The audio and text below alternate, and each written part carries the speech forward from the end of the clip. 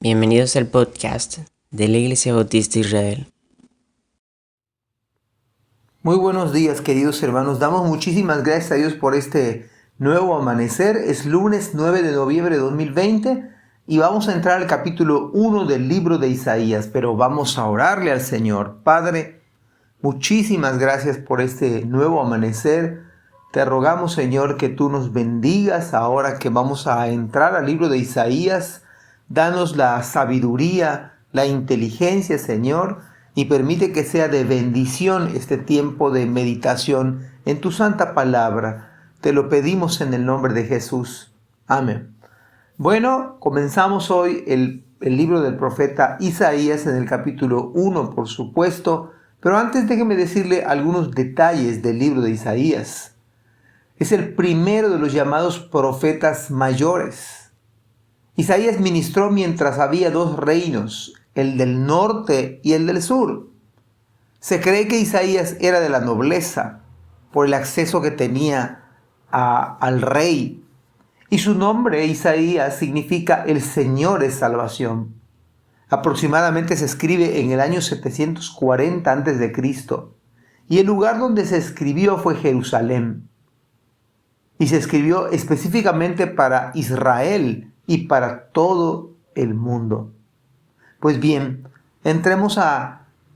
comencemos a meditar en el versículo 1 al versículo 6 de este capítulo en esta mañana. Dice la Biblia: visión de Isaías, hijo de Amós, la cual vio acerca de Judá y Jerusalén en días de Usías, Jotam, Acaz y Ezequías, reyes de Judá.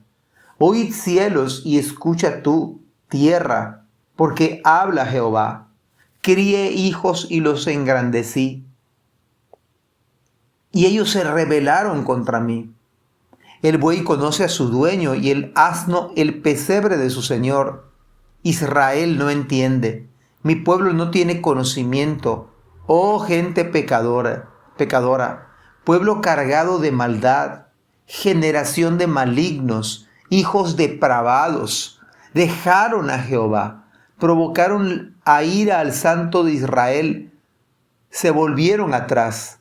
¿Por qué querréis ser castigados aún? ¿Todavía os rebelaréis?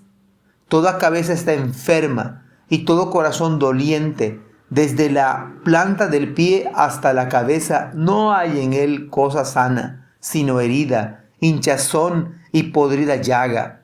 No están curadas, ni vendadas, ni suavizadas con aceite.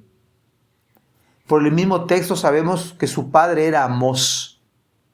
Y nos dice la Escritura que fue una visión y fue acerca de Judá y Jerusalén en días de determinados reyes cuyos nombres están a su vez registrados.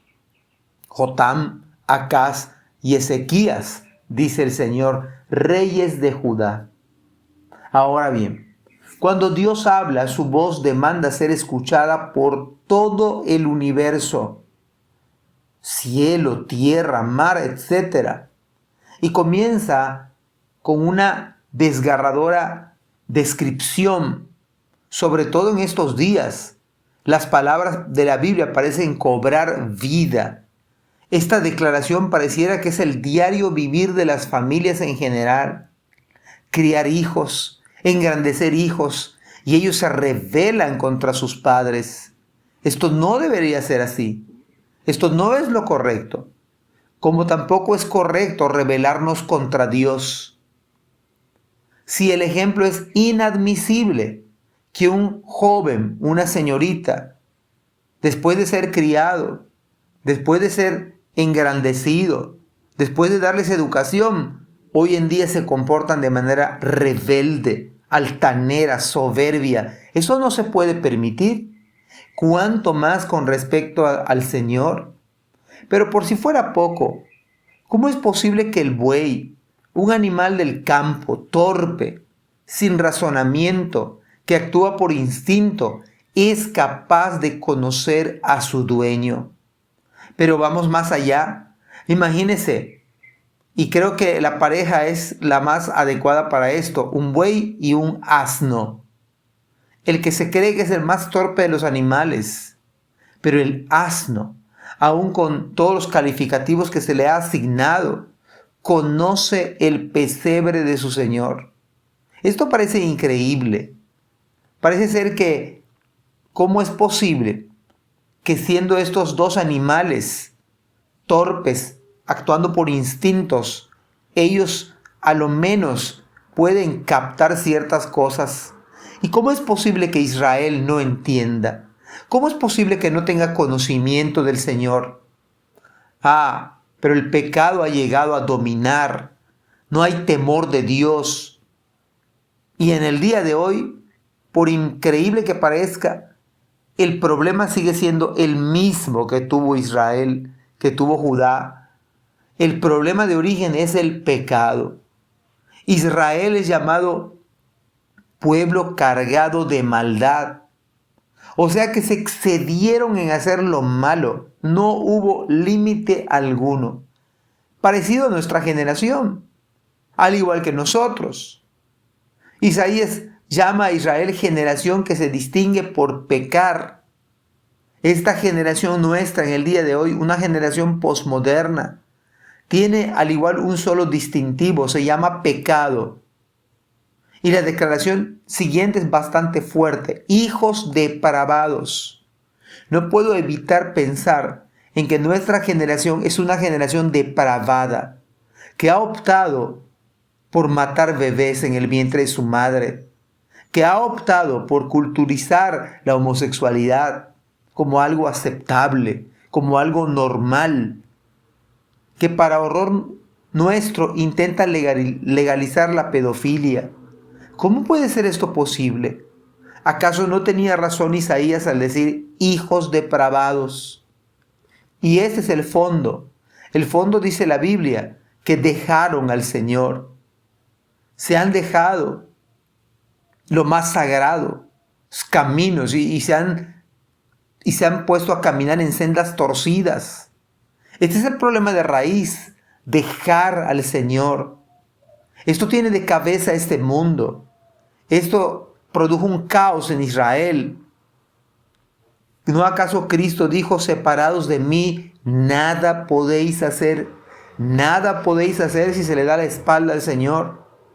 Cristo mismo dijo: si permanecéis en mí y mis palabras permanecen en vosotros, seréis verdaderamente mis discípulos. Pero dejar al Señor no es tan solo el punto, además de traer terribles consecuencias, no solamente temporales, sino consecuencias eternas. ¿Cómo enfrentar la ira santa del Señor? He escuchado que la gente dice que Dios es bueno y que no castiga, pero la Escritura dice que el Señor al que ama disciplina, que el Señor castiga, mucho más si somos sus hijos. ¿Cómo Dios va a permitir tal rebeldía en nosotros, tal obstinación? Pero si no se es creyente, la condenación es eterna. Además, vemos preguntas que están llenas de gracia, pues buscan el arrepentimiento del pueblo de Israel. Pues la Escritura señala diciendo: todavía os rebelaréis, porque querréis ser castigados aún. Estas palabras están llenas de gracia. Buscaban que Israel viniera al arrepentimiento. Buscaba que Israel verdaderamente se diera cuenta de su mal proceder.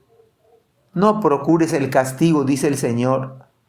Finalmente, la descripción del profeta es que Israel estaba como una persona enferma, como alguien que urgentemente necesita ser atendida por un médico, lo cual abre la puerta a la necesidad, por supuesto, de Cristo, el cual dijo: los sanos no tienen necesidad de médico, sino los enfermos. Amados hermanos, esperamos en el Señor que este inicio de este capítulo sea de bendición y sea de aliento y sea de refugio para nuestras vidas. Que Dios nos bendiga en este maravilloso día. Amén.